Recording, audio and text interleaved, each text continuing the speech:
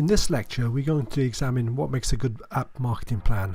We're going to look at how to develop an app marketing plan and how to identify what channels you should be using. Finally, we're going to look at some different examples of different marketing plans so you can choose the type of plan which is right for you and your product. What is a marketing plan?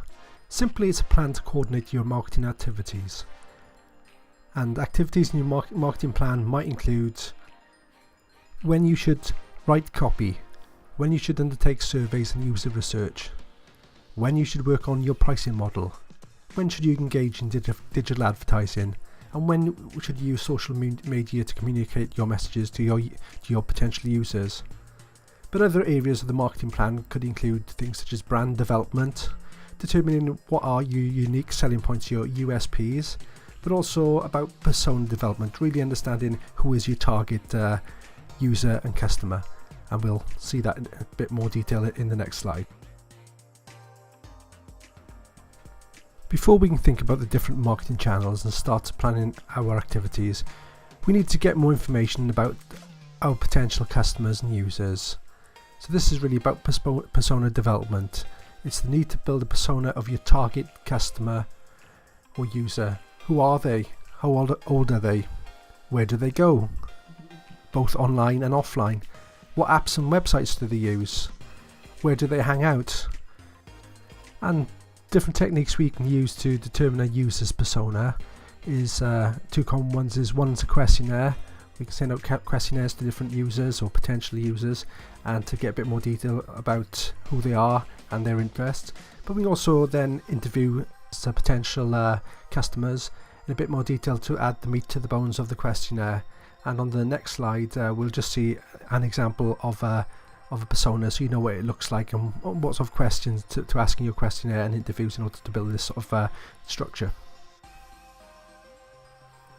This is an example persona that I've just downloaded from the internet, just to give you an idea of what a persona looks like.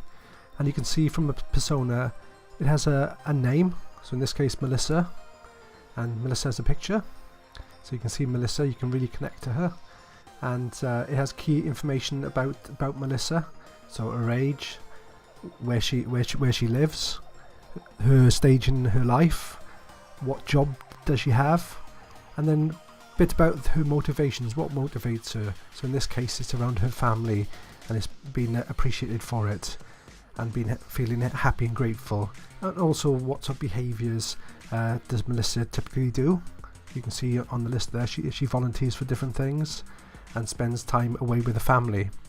And it's also understanding the person's needs as well, so to really get a picture of this user. So you really have to imagine this person exists in real life.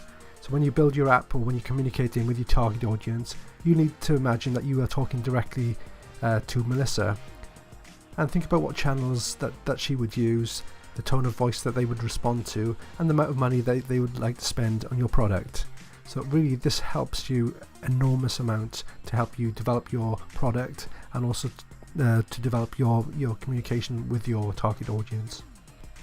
And now think about how best you can communicate with and build a relationship with your target persona. Do you have existing channels that you can communicate with them? For example, do you have a website, an existing email list, or a social media following? You might have a Twitter following that you can utilize to communicate to your target audience. But also think outside the box. What other channels are available to you? Of course, you've got the App Store where users download the app. That's a line of communication with the user. You've got advertising, both physical advertising, traditional advertising, and also digital advertising. But also think about other people. Where does your persona go? What websites does she visit or he visit? What blogs do they use? Vlogs? What other channels do they actually use? And also think about other influencers in this market. Can you have access to their marketing list? Can you build a relationship with with other influencers that they can recommend your product? Really think and write down these channels.